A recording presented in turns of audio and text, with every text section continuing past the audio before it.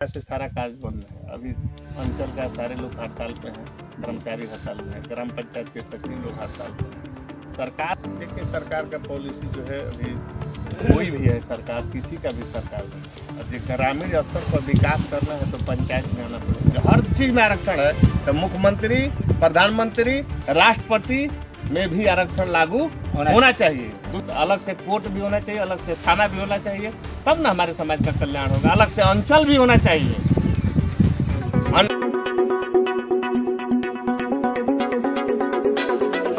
नमस्कार, आप देख रहे हैं जय देश न्यूज चैनल। अभी हम कैमूर जिला के रामपुर प्रखंड में आए हैं, जहां पर अभी हमारे साथ रामपुर प्रखंड के कर्मठ जुझारू मुखिया लक्ष्मीना देवी के प्रतिनिधि अमाव पंचायत के संजय राम जी अभी हमारे साथ में हैं, जो कि अभी आप देख सकते हैं कि इन्होंने अपने सुबह के दिनचर्या में सभी लोगों से मिलना जुलना के क्रम में अभी एक जो है अपने लाभुक के पास अभी आए हैं।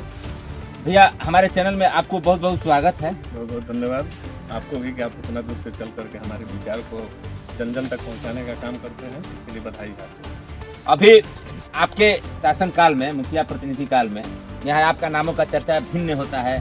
लोगों के लोगों के होता है कि जो है आप जो है न्याय के प्रति खरे उतरते हैं, चाहे सरकार हो, सरकार की व्यवस्था के भी खिलाफ में आपकी आवाज़ जो है रहता है। तो इस पर आप क्या कहना चाहेंगे?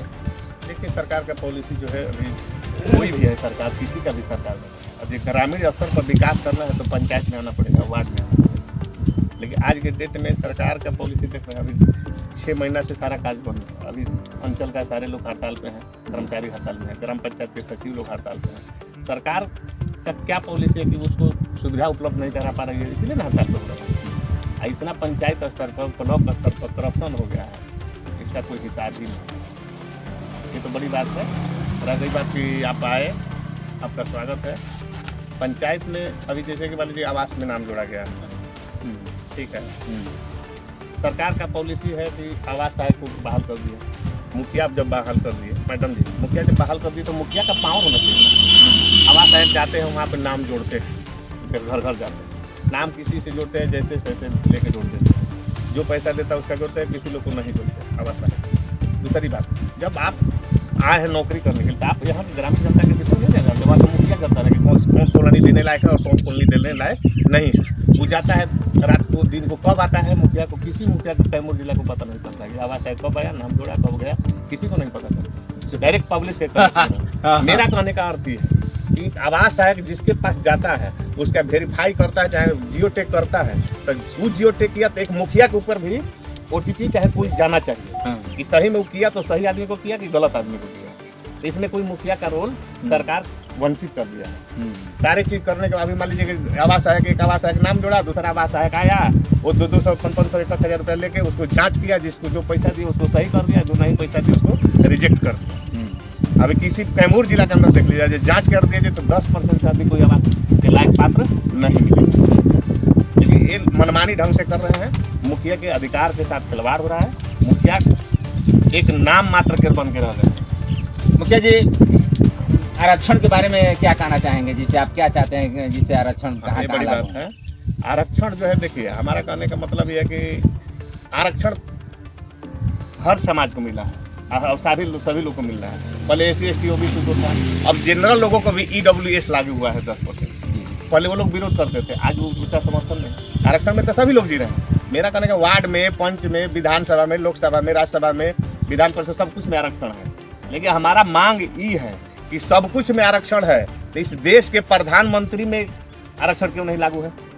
इस राज्य स्तर पर जो मुख्यमंत्री का चुनाव होता है, एक ही मुख्यमंत्री 20 साल रह जाता है, क्या वो चुन के जाता है? किसी भी दल से जाए, लेकिन वहाँ भी आरक्षण लागू होना चाहिए।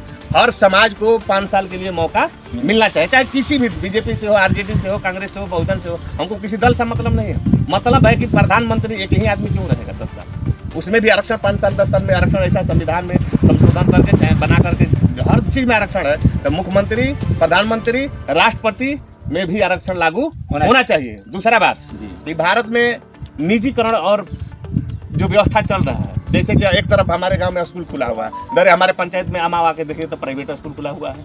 जब प्राइवेट स्कूल खुल सकता है, प्राइवेट अस्पताल खुल सकता है, तो मेरा सरकार से अभी मैं इस पे पहल कर रहा हूँ, मांग कर रहा हूँ कि मैं एक थाना भी खोलूँगा, हमको लाइसेंस दे।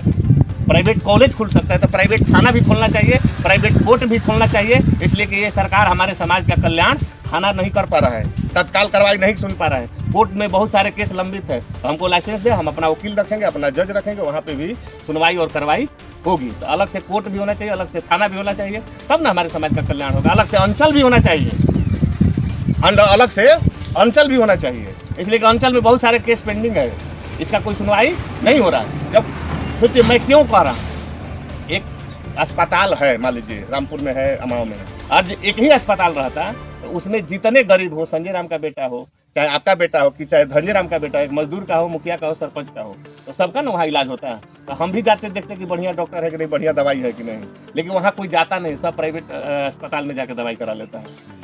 तो जब प्राइवेट में सब कुछ हो सकता है तो प्राइवेट कोर्ट कचहरी और थाना क्यों नहीं बन सकता, इस सवाल है मेरा। जी प्रिय दर्शकों, आप देख सकते हैं जो है हमारे साथ कर्मठ युवा जुझारू समाज सेवी मुखिया प्रतिनिधि संजय राम जी का कहना है कि जब हमारे देश में, हमारे राज्य में प्राइवेट स्कूल हो सकता है, प्राइवेट अस्पताल हो सकता है, प्राइवेट अन्य संस्थाएं हो सकती है, तो क्या प्राइवेट थाना नहीं हो सकता है? क्या प्राइवेट जो है कचहरी नहीं हो सकता है? उसके लिए सरकार मान्यता दे, प्राइवेट खोले, उसके लिए जो है इनका मांग है।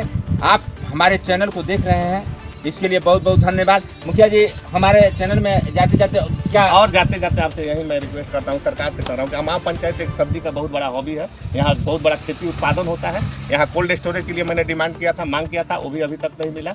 सब कोल्ड स्टोरेज बन जाएगा तो यहाँ के किसानों का जो सब्जी पौने पौने दाम पर खरीदा जा रहा है, यहीं कोल्ड स्टोरेज बन जाता है, उन लोग अपना स्टोरेज में जमा करते, फिर टाइम पर अपना सप्लाई करते। एक बहुत बड़ा एक काम हो सकता है सरकार से। मैं चाह रहा हूँ कि कोल्ड स्टोरेज हमारे पंचायत में लगना चाहिए। बस यही। प्रिय दर्शकों, हमारे जो है अभी हमारे साथ में बातचीत करने के लिए मुखिया संजय राम जी जो है अपने विचारों को व्यक्त किए, जो कि इनका काफ़ी सोच समाज के प्रति जो है एक अच्छे रूप में रहा है, और आज भी इनकी लड़ाई जो है समाज के प्रति आगे मतलब रहता है। इनकी सोच है कि अपनी आवाज़ को बुलंद करें, आवाज़ को आगे तक पहुंचाएं, आवाज़ को पदाधिकारी और नेताओं तक पहुंचाएं, इस तरह के समाज में प्रखर आवे। आप हमारे चैनल को देखें, बहुत बहुत धन्यवाद।